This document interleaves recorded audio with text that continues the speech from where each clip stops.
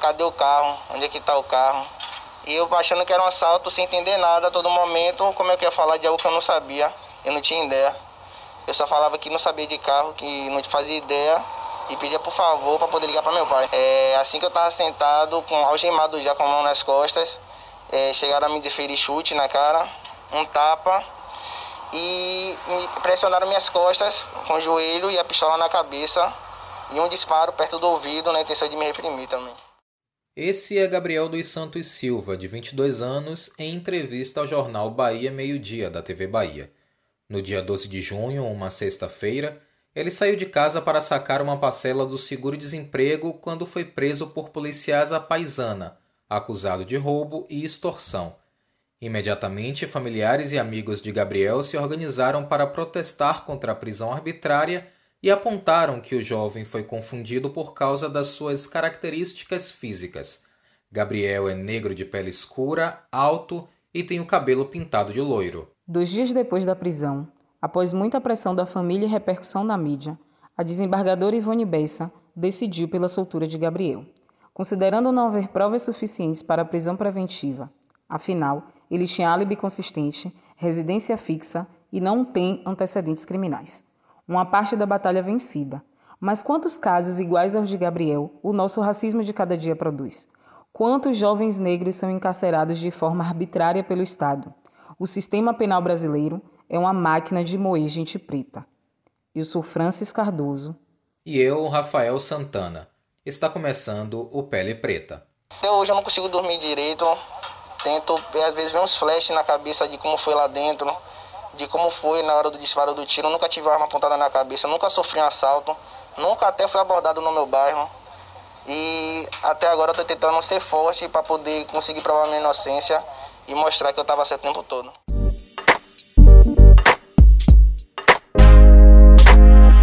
Bem, vamos começar essa história pelo começo e pela versão de Gabriel. Ele conta que foi sacar o seguro-desemprego, encontrou a agência fechada e ligou para os pais para avisar. Nesse momento, 2 policiais à paisana o abordaram e chegaram a disparar um tiro para intimidá-lo. Gabriel, inclusive, pensou que fosse um assalto e jogou o celular no chão. Ele conta que foi agredido e, mesmo insistindo para que os policiais olhassem o histórico do seu celular, foi ignorado e detido. A outra versão é de um homem chamado Marcos. Ele conta que sua esposa teve o carro roubado e que o casal estava sendo vítima de extorsão. Ele então acionou amigos que são policiais e foi se encontrar com um homem que estaria fazendo chantagem para devolver o veículo. Marcos alega que no local viu Gabriel no telefone se aproximando para abordá-lo, quando então os policiais entraram em ação. Os advogados de Gabriel apontam contradições no depoimento da esposa e também na entrevista de Marcos. No boletim de ocorrência, inicialmente a mulher havia dito que foi roubada por um único homem que estava a pé, era pardo, magro e com aproximadamente 1,70 m. Como dito, Gabriel é negro de pele escura, é forte e tem mais de 1,80 m. Depois ela mudou a versão e afirmou que foi abordada por um homem que saiu de um carro com mais 3 pessoas, sendo que Gabriel estaria no banco do carona. Já o marido da vítima, que disse que Gabriel caminhava em sua direção para realizar a abordagem, falou depois em entrevista à TV Bahia que não sabia se os policiais haviam disparado tiros, porque, para sua própria segurança, havia ficado trancado dentro do carro. Não havia provas de que Gabriel tivesse cometido um crime. No entanto, ele foi preso em flagrante e, em seguida, essa prisão foi convertida em preventiva. O sistema penal brasileiro defende a igualdade entre as pessoas, sem que haja discriminação. Na prática, isso não acontece. Bom, o direito penal brasileiro, na verdade, ele não cumpre à risca todos esses direitos. Esse que você ouve é Paulo César dos Santos Júnior, advogado com pós-graduação em Ciências Criminais e Sistemas Prisionais e que atua na advocacia criminal. Vamos colocar não como direito penal, mas sim como o sistema de execução, né, que faz com que as leis sejam cumpridas, eles são falhos. Então, assim, o direito penal por si só, na sua gênese, é perfeito.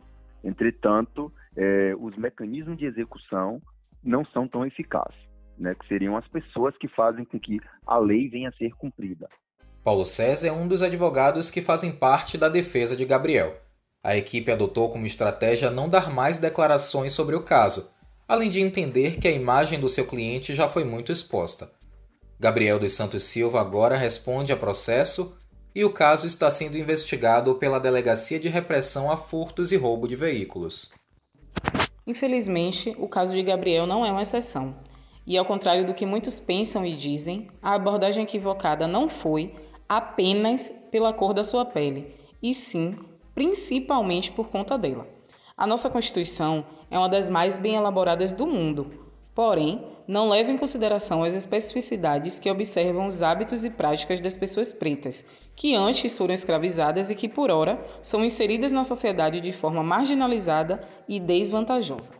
Na prática cotidiana, observamos que o que está escrito no papel difere e muito da realidade.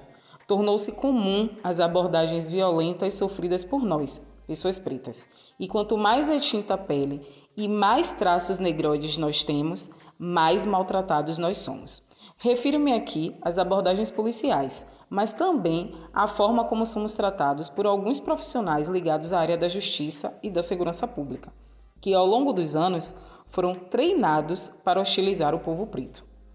As violências policiais têm se tornado cada vez mais constantes e mais banalizadas, fruto de uma sociedade forjada no racismo e com requisitos de um regime escravocrata, que pregava a animalização e a objetificação de homens e mulheres pretas. É comum ouvirmos em depoimentos de pessoas que moram nas favelas, nas quebradas, a forma hostil e violenta como a polícia adentra esses locais, sem muitas vezes ter um motivo aparente. Locais estes que têm, em sua maioria, moradores que são pessoas pretas, diferentemente do tratamento que é dado nos bairros nobres e, consequentemente, às pessoas brancas. Poderíamos citar muitos casos de abordagem violenta por parte da polícia. Obviamente que entendemos que a segurança pública é um serviço necessário para a manutenção de normas e regras numa sociedade. Mas o questionamento aqui é o porquê que as formas de tratamento entre pessoas negras e não negras, ao serem abordadas, é completamente diferente. Dados estatísticos mostram que a Polícia Militar do Estado da Bahia é uma das que mais mata no país, e as vítimas são quase que em sua totalidade pretas.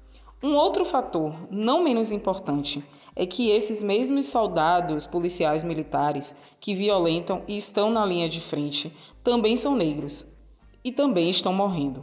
Portanto, temos perdas de ambos os lados.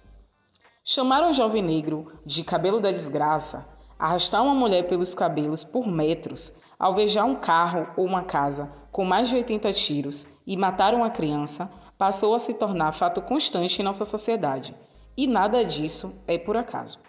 A cor da nossa pele, o crespo dos nossos cabelos e os nossos traços negroides são fatores que separam os que serão alvo ou não, numa sociedade na qual o racismo mata e prende mais do que qualquer crime no país. Se você analisar, o sistema penal, na verdade, ele é feito para segregar aquelas pessoas mais vulneráveis. Agora você ouve Marinho Soares, advogado criminalista, doutorando em Direito pela UFBA e com mestrado em Direito Penal pela UCAM, do Rio de Janeiro. O sistema penal ele não chega no ápice da pirâmide social. Eu posso dar 2 exemplos para vocês, que foram 2 operações que ficaram conhecidas muito, que é a Operação Mensalão e a Operação Lava Jato. A Operação Mensalão e a Operação Lava Jato, as pessoas ricas só foram presas, por quê? Porque brigaram entre si. Agora, em relação à base, a gente está vendo toda hora aí a polícia chegando, onde a gente sabe que a parte mais tangível do Estado é o quê?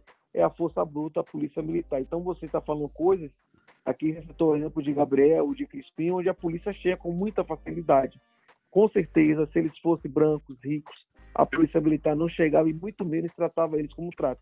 Tive um exemplo recentemente, lá um cara em Interlagos, chegou o polícia militar de todos os impropérios e nada foi feito com ele. Imagine se um preto daqui da periferia ousar pensar em falar 1% do que aquele cara falou. Você está muito bem com o seu destino, né? O que aconteceu com Gabriel está longe de ser um caso isolado. Apenas 2 dias depois da prisão dele, uma criança de 11 anos foi morta após operação policial na região do Vale das Pedrinhas. De acordo com a PM, Policiais foram chamados após denúncia de moradores que disseram que bandidos ostentavam armas na região. A guarnição, então, teria sido recebida a tiros e revidou. O garoto Micael Silva Menezes, de acordo com a PM, estaria com os bandidos e foi alvejado na troca de tiros. Em entrevista ao Bahia Meio Dia da TV Bahia, o pai da criança, que não quis se identificar, contestou a versão da polícia e disse o seguinte, abre aspas, tudo indica que ele foi alvejado pelas costas. Eles são tão covardes a ponto de alvejar um menino de 12 anos. Aí vem dizendo que trocou o tiro. Pergunta à população se trocou o tiro. Fecha aspas. Já que você falou de igualdade, a tese era o quê? Era o Estado, ele diminuir a desigualdade, ele mitigar a desigualdade para que todos tivessem igualdade perante a justiça. Mas, infelizmente, não é assim que funciona o sistema. O próprio Marinho Soares, este que você acaba de ouvir, é advogado de defesa de Crispim Terral, que acusou de racismo um gerente da Caixa Econômica Federal e levou um mata-leão de um policial. O caso aconteceu em 2019 e foi registrado em vídeo. Crispim relata que foi atendido com indiferença pelo gerente da Caixa e este chamou uma guarnição policial. Quando os policiais pediram que os dois fossem até a delegacia, o gerente disse que só sairia de lá se Crispim fosse algemado. Hoje, tanto o gerente do banco quanto os policiais foram denunciados. Entretanto, Marinho Soares chama a atenção para um detalhe que beira o inacreditável. A violência aqui é tão naturalizada que o policial militar entrou com um processo criminal contra Crispim por Crispim ter divulgado o vídeo e, segundo ele, feriu a honra dele, que ele, na vida íntima, ele não permitiu que Crispim use a imagem. Só que as pessoas têm que entender que um policial militar, ele está exercendo a função pública. Então, qualquer funcionário público não exercendo a função, se ele quer ter direito de imagem, ele peça parceira para a iniciativa privada. Não faça concurso público. Porque uma pessoa que está desenvolvendo atividade policial, uma pessoa que está desenvolvendo uma atividade pública, ele não tem direito à imagem dele. Alguns de nós até acreditamos que as abordagens violentas não vão acontecer conosco, por estarmos em uma situação socioeconômica mais vantajosa do que outros. Mas acreditar nisso é uma grande ilusão. Já aconteceu comigo algumas vezes. Minhas experiências foram realmente traumáticas. Uma delas aconteceu há mais ou menos uns 10 anos atrás. Nem minha mãe sabe disso. Acho que ela vai saber agora, ouvindo esse podcast. Então, eu lembro que fui para um ensaio na Senzala do Barro Preto, no bairro da Liberdade, do Ileaí, com uma amiga, Luanda Fonseca.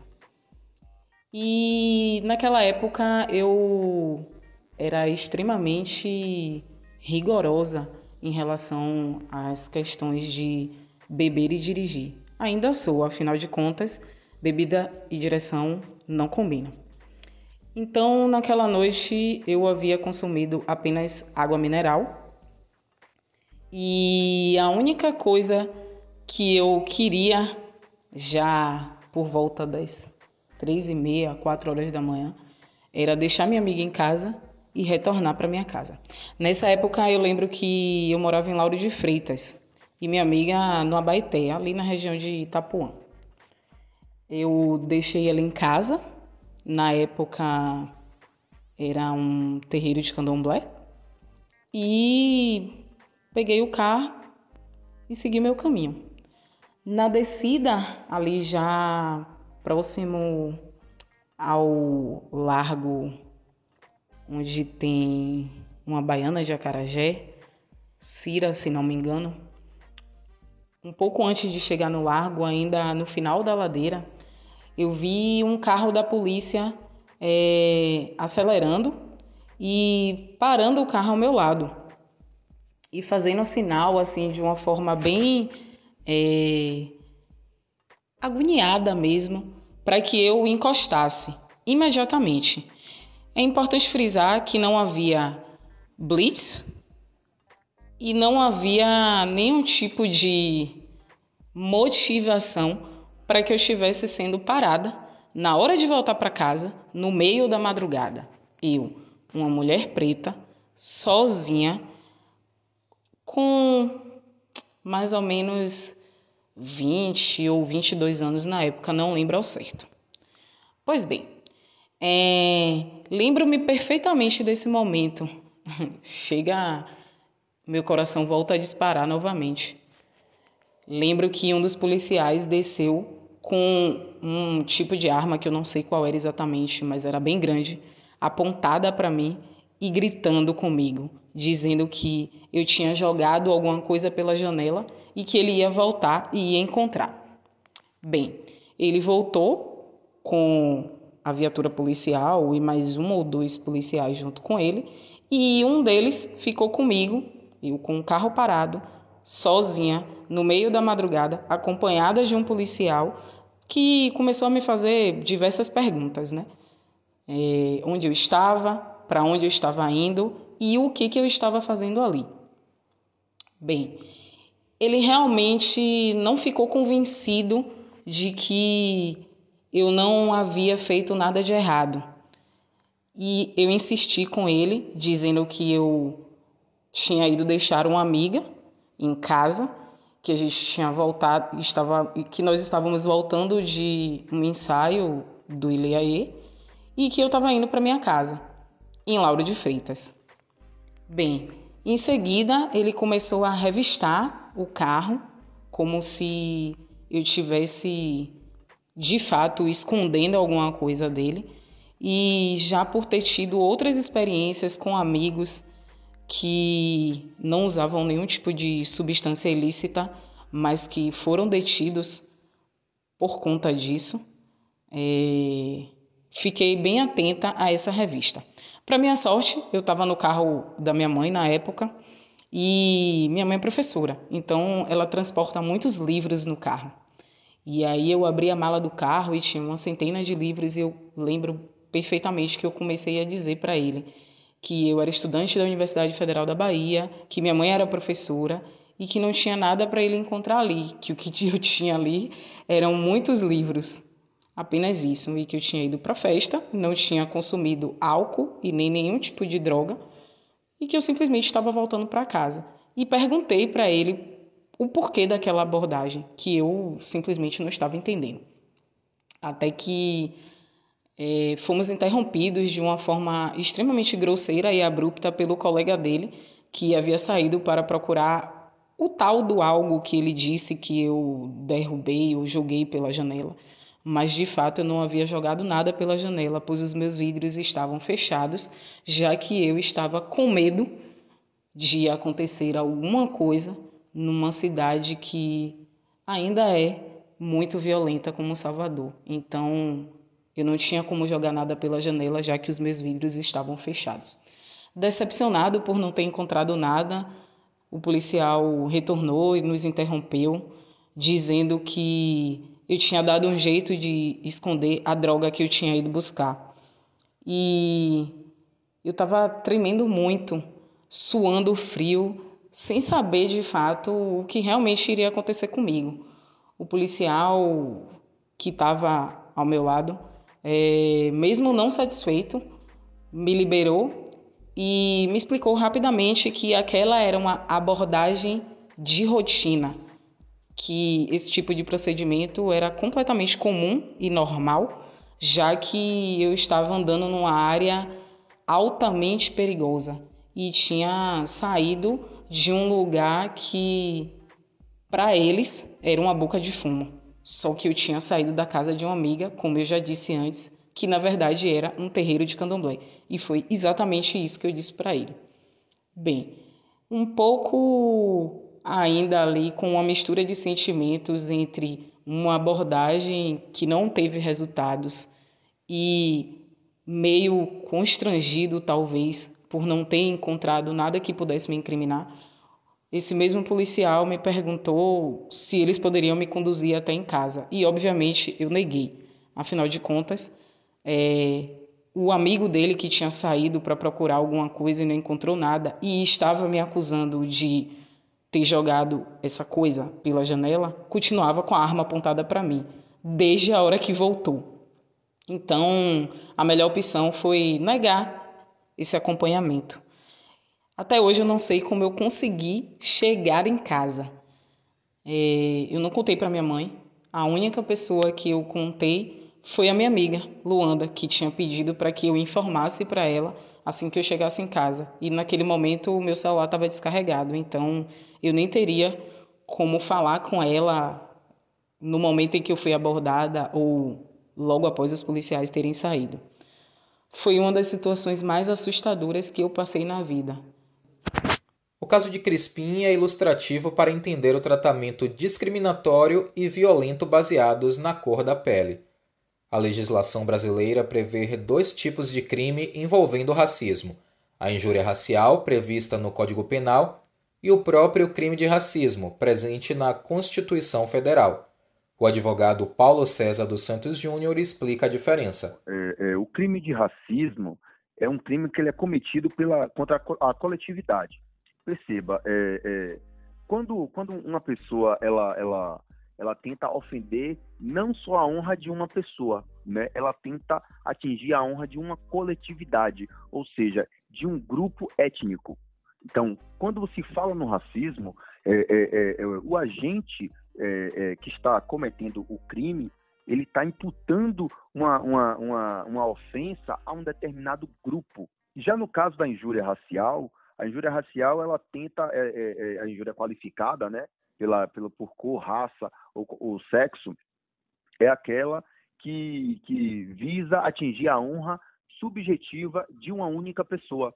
Há outra diferença importante entre os 2 crimes. O racismo é imprescritível e inafiançável.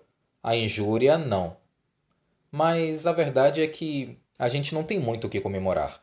Os negros, né, os pretos, enchem a boca para dizer que o racismo é prescritível e inafiançável. Porém, em 89 vem a lei de Caó, né, que a gente chama a lei de Caó, que é Carlos Alberto de Oliveira, que é o objetivo que regular, normatizar a lei constitucional sobre o racismo. Em 89 até 97, o movimento negro percebeu que ninguém era processado por racismo. Geralmente, a pessoa, o delegado, colocava como injúria. Depois de muita discussão, o que é que fizeram? Não, vamos fazer o seguinte, em 97, coloca um acréscimo no Código Penal para que a gente chama hoje de injúria racial. E você observe que a lei, o sistema é tão sacana com a gente, que coloca como injúria racial se você desrespeitar a pessoa porque ela é idosa, se você desrespeitar a pessoa porque ela é chinesa, se você desrespeitar a pessoa porque ela é homossexual, se você desrespeitar a pessoa por questão de que ela é deficiente física. Então, todo esse tipo de injúria é injúria racial. Ou seja, banaliza. O problema é que a resposta dada pelo judiciário brasileiro ao racismo é muito branda, o que torna o combate ineficaz e produz uma sensação de impunidade. Um levantamento feito pelo jornal Correio há 2 anos mostrou que, de 2011 a 2018, apenas 7 dos 222 processos pelo crime de racismo na Bahia haviam sido julgados. E ninguém, eu disse ninguém, estava preso. Sim, e aí nós temos uma lei de 9.099, que no artigo 9.099 de 95, que no artigo 89, ele fala o seguinte: quando a lei tiver uma pena mínima, a pena mínima não for superior a 1 ano, que aí tanto a injúria racial como o racismo, a pena de 1 a 3 anos. Então, quando não for superior a 1 ano, o processo vai ter o que a gente chama de sucício processual, vai ter o que a gente chama de despenalização. O que é isso? O racismo e a injúria racial, o Ministério Público ele propõe a suspensão condicional do processo. Então, o racista no Brasil, ele sequer, eu vou de novo dar ênfase, o racista no Brasil, Rafael, sequer será processado.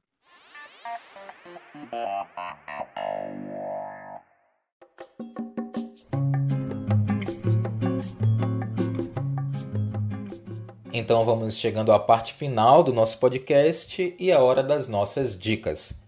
Franzinha, o que é que você tem pra gente hoje? Então, lindas e lindos, a dica de hoje vai ser um pouquinho diferente. A minha dica do dia é: cuidem-se. E cuidem dos seus também.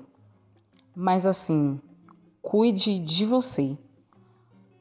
Cuide de você. Estamos vivendo momentos extremamente difíceis. Então, cuide-se. Beba água, ouça uma música gostosa, experimente pratos diferentes na cozinha, ponha à mesa, almoce, jante, Veja besteira na internet, dê risada. Eu sei que o momento está difícil, mas tente dar risada. É extremamente importante nesse momento. Toque seu corpo, use perfumes diferentes, arrume-se, mesmo que seja para ficar em casa, é claro.